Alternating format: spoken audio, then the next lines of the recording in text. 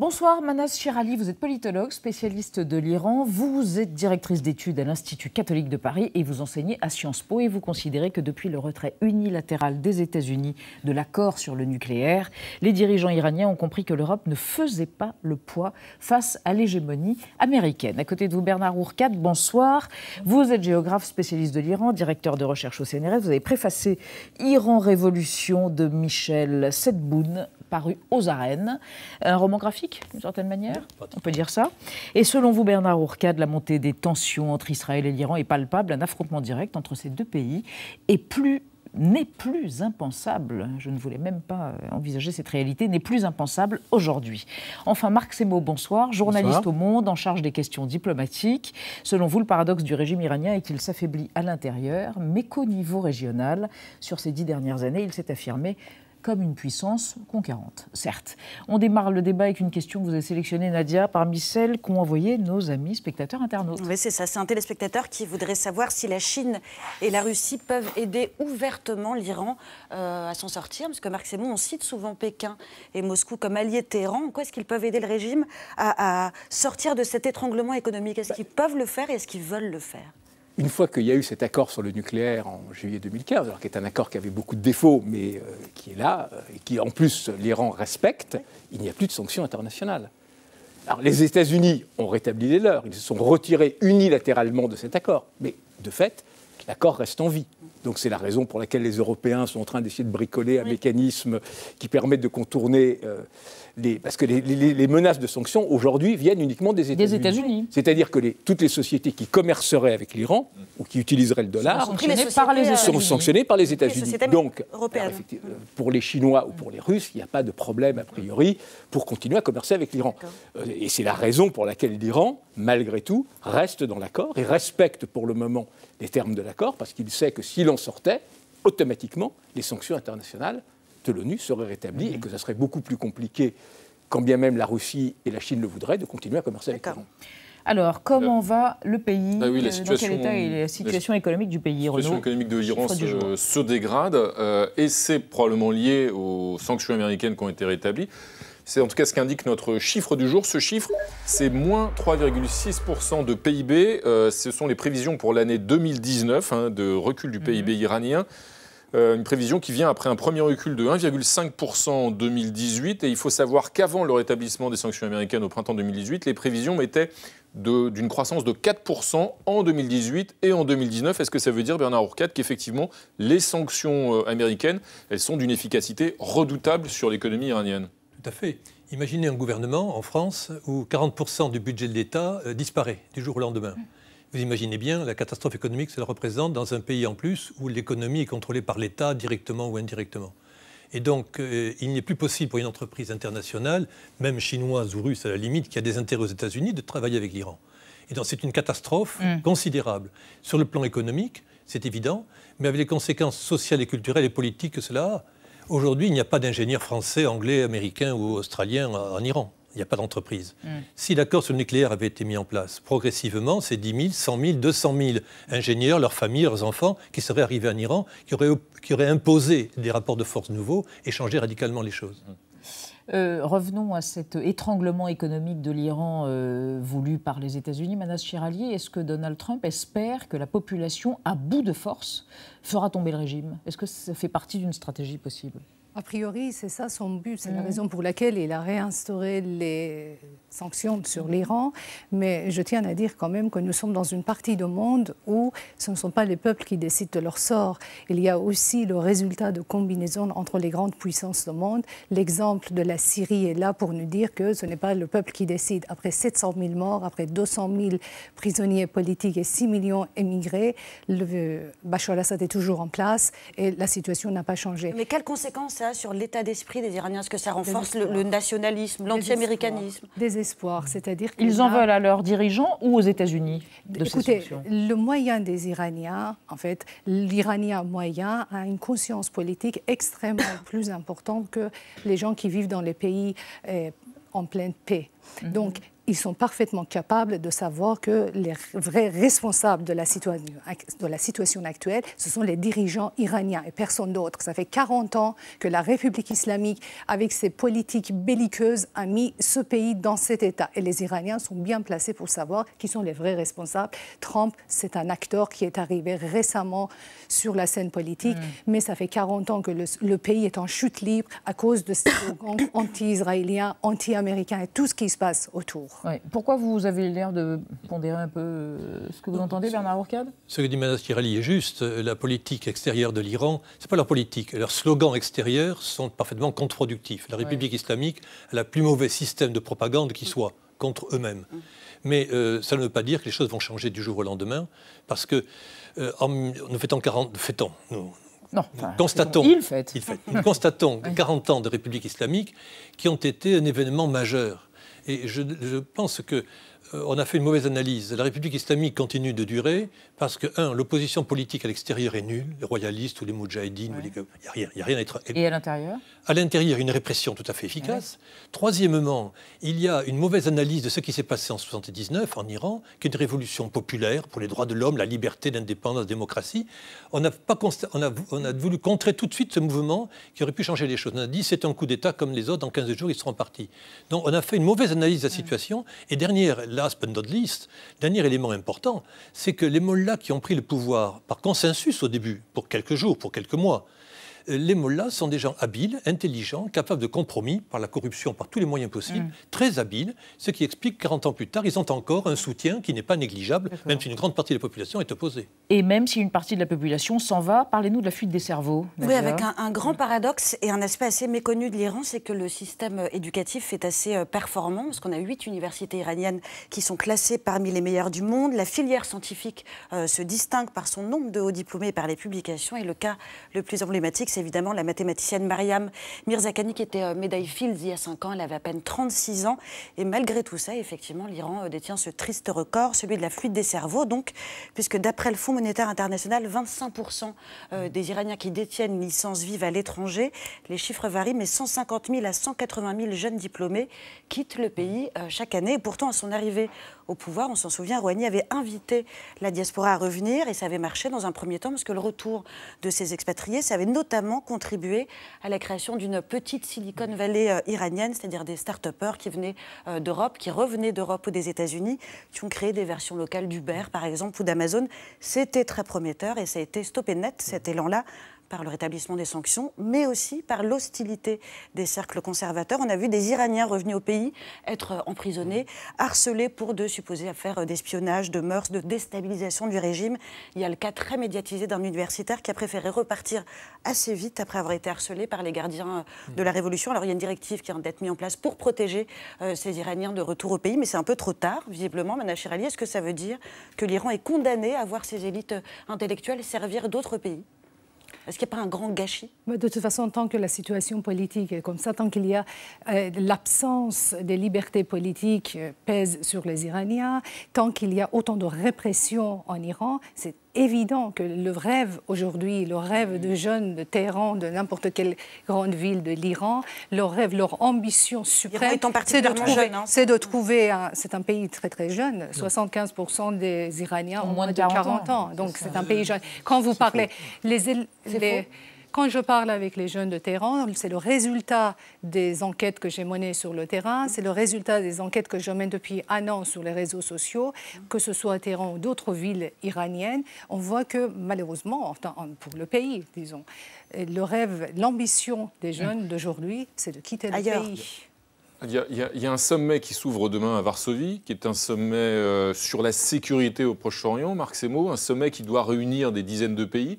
Est-ce qu'il y a un front commun de l'ensemble de la communauté internationale, et notamment de l'ensemble de l'Union européenne, ou est-ce qu'au sein même de l'Europe, il peut y avoir des divisions qui apparaissent dans la position à tenir vis-à-vis du régime iranien ? Ce sommet est très révélateur. C'est un sommet qui a déjà fait flop. Parce que l'idée, avant même qu'il ait lieu. Avant même qu'il ait lieu. Parce que l'idée des Américains, de l'administration Trump, était de faire un sommet sur l'Iran pour diviser les Européens, en allant en Pologne, pays qui est assez proche des thèses de Washington, plutôt aligné sur Washington. Ce sera pas le cas. Voilà.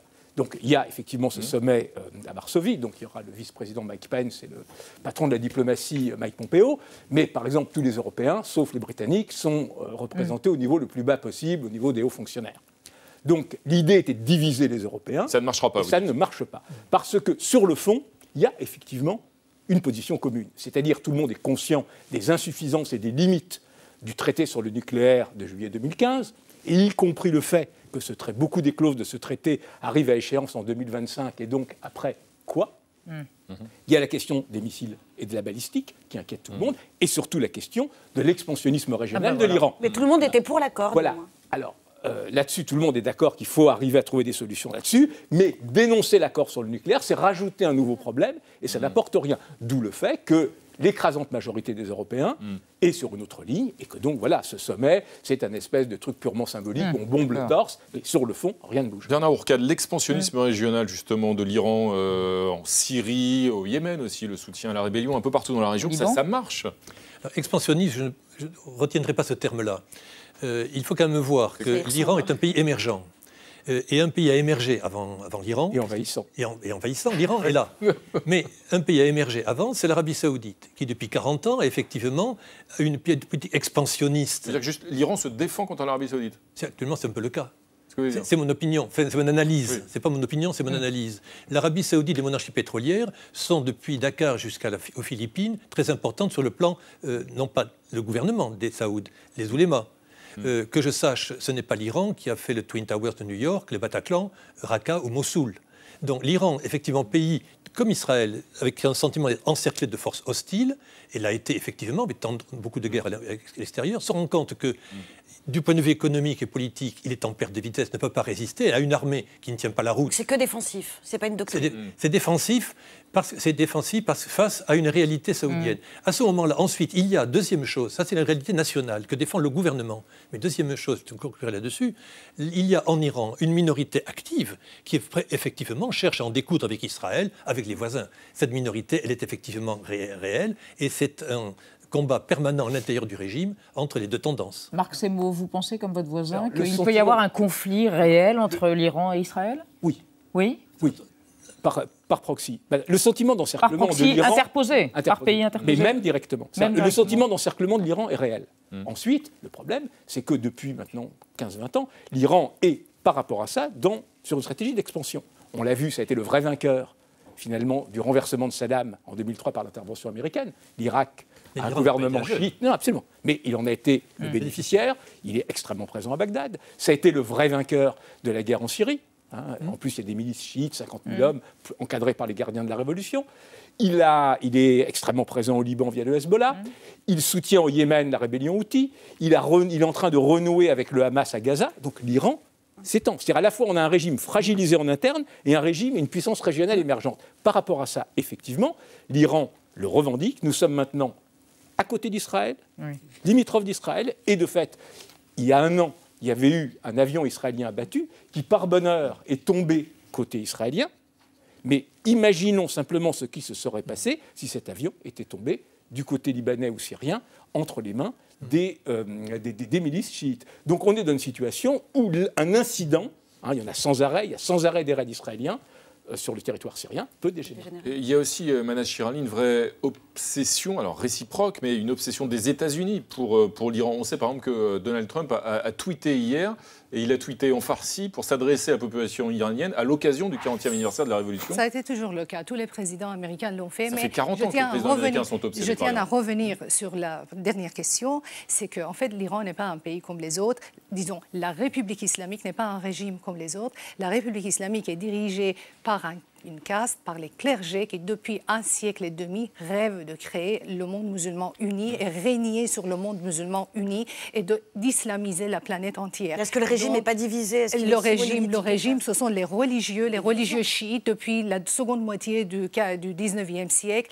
ne parlent que de monde musulman uni sur lequel le clergé chiite règne. Alors, donc, quand on regarde l'histoire, on trouve que l'expansionnisme dont vous parlez n'est pas aussi anodin. Il n'est pas seulement défensif. Absolument, c'est c'est absolument pas ça. Ses racines viennent de loin. Ses racines viennent de loin. Et ça, c'est quelque chose qu'aujourd'hui, dans un monde pacifié dans lequel nous vivons, n'a pas sa place. C'est la raison pour laquelle il y a autant de résistance vis-à-vis des politiques de la République islamique. Et c'est tout à fait compréhensible. Un mot, Bernard Ourcade. Ce type d'analyse explique que 40 ans plus tard, les mollahs sont toujours au pouvoir en Iran. C'est croire qu'il n'y a que les mollahs au pouvoir en Iran, c'est oublier le nationalisme iranien et c'est oublier la société iranienne dont on parlait aussi. Il y a un rapport de force complexe en Iran. C'est bien évident que le gouvernement actuel est contrôlé par les mollahs, mais il n'y a pas que cela, il y a des rapports de force dans le pays. Et donc, ne voir qu'un aspect des choses, c'est ne pas regarder la réalité et comment on pourrait la faire évoluer. Ce qui fait que pendant 40 ans, les mollahs ont été tranquilles, avec une opposition comme ça. Nier l'expansionnisme des mollahs, ça veut dire qu'on n'a rien compris de la République islamique. Oui, il n'y a pas que. Il n'y a pas que. Alors attendez, on va s'intéresser quand même, puisque c'est une théocratie, au guide suprême. Thibault Nolte voit loin. Lui, il dresse le portrait d'Ebrahim Raisi, le possible successeur de d'Ali Khamenei, 79 ans, au poste donc de guide suprême. Regardez son portrait. Ils sont au centre de l'histoire et méritent forcément quelques déboires.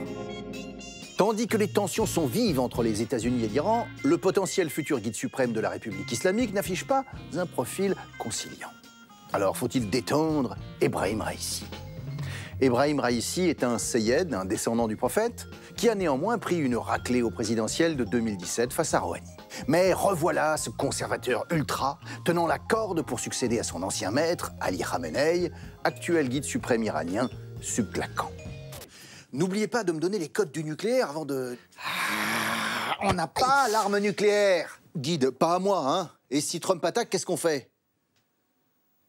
Tu brûles des drapeaux. Voilà. Parmi les favoris au guidage suprême, le rival d'Ebrahim était l'ayatollah Charoudi, réputé iconoclaste, même progressiste, quoique ayant trempé dans des affaires de corruption et supervisé l'exécution de 2000 opposants. Mais Charoudi est mort le 24 décembre dernier. C'est Noël et la... Ebrahim, c'est la fin, là, j'entends des choses atroces. Ebrahim le Dauphin n'est pas en reste. À l'été 88, il était l'un des 4 juges islamiques derrière les exécutions en masse de gauchistes et dissidents. Amnesty en compte au moins 4500. Plus récemment, en tant que procureur général, il s'en est pris à nombre de troubles faits. En 88, on était jeunes, on était foufous, on pendait parce que c'était la mode. Eh bien, aujourd'hui, on pend un peu moins les gauchistes, mais les alcoolos, les lesbiennes, les caricaturistes, on y va, hein? Faut pas mollir. Aïe, aïe. Pour l'instant, Ebrahim est administrateur de la plus riche fondation du monde musulman, en charge du lieu le plus saint d'Iran, visité par 30 millions de chiites chaque année. On lui prête aussi un bras extrêmement long parmi les services de renseignement ou les gardiens de la Révolution. Quelques pendaisons, un peu d'oseille, 2-3 copains, le CV suprême. Merci Thibault Nolte. Renaud. Alors Bernard Ourcade, comment est-ce que le régime peut se réformer éventuellement? Shirin Ebadi, qui était prix Nobel de la paix en 2003, pour avoir notamment en particulier défendu les droits de l'homme, elle a un rêve, un projet, ce serait qu'il y ait un référendum qui soit organisé, qui vise à séparer, à distinguer le pouvoir religieux du pouvoir politique. C'est une hypothèse crédible, ça, à terme? On peut rêver de tout, on a le droit de le faire. Mais regardons ça, c'est totalement utopique, ça. La réalité des pouvoirs en Iran, il y a des rapports de force. Le Shah reviendrait demain matin, il aurait devant lui les gardiens de la Révolution, les anciens combattants qui ne sont pas forcément d'accord avec lui. Il y aurait des nationalistes, il y aurait des gens qui ont bénéficié de la République islamique parce qu'ils en ont bénéficié depuis 40 ans. Donc il y a un rapport de force qui a changé. Et donc, imaginez qu'un gouvernement se suiciderait en disant « je fais un référendum pour qu'on me mette à la porte ». C'est naïf. Précisons qu'elle est exilée en Angleterre. Oui, absolument. C'est mieux pour elle. Et ça vaut mieux pour elle. Arrêtons de rêver et ne pas voir les rapports de force tels qu'ils sont pour savoir comment ça peut évoluer. Ne pas oublier que les mollahs ne sont pas unis par définition. Khomeini était une exception qui s'est imposée pour des raisons que l'on connaît pendant la Révolution comme chef unique, c'était un peu sunnique d'un seul calife. Mais les ayatollahs sont par définition rivaux les uns des autres et encore plus aujourd'hui où ça sent le soufre. Qu'est-ce qui peut faire tomber ce régime? Une crise économique encore plus drastique ou... Non, je pense qu'il faut négocier avec Poutine. S'il accepte, il va tomber. Mais là, pour l'instant, les véritables... C'est Poutine, c'est la Russie qui a les clés. Oui, c'est la Russie. C'est la Russie. Je pense que l'opposition iranienne a plutôt intérêt, au lieu d'essayer de faire bouger la société, parce que là, à chaque fois, les Iraniens sont sortis. Allez sonner à la porte du Kremlin. Qui les a réprimés. Donc je ne pense pas que solliciter un pays qui est lui-même pas très démocratique. Attendez, mais vraiment, on voit ce qui se passe pour la Syrie. Je ne vois pas pourquoi on ne voit pas les choses telles qu'elles sont. Là, vraiment, c'est le résultat des différentes puissances qui sont en train de soutenir ce régime. Tant que les puissances mondiales sont en train de soutenir l'Iran, l'Iran va rester... Enfin, la République islamique va rester à sa place. C'est pas la même chose, on a bien compris. Oui, je pense personnellement que la marge de manœuvre de Poutine sur le pouvoir iranien reste comme très limitée. Merci, c'était le mot de la fin ce soir. Marc Semo, merci à tous les trois.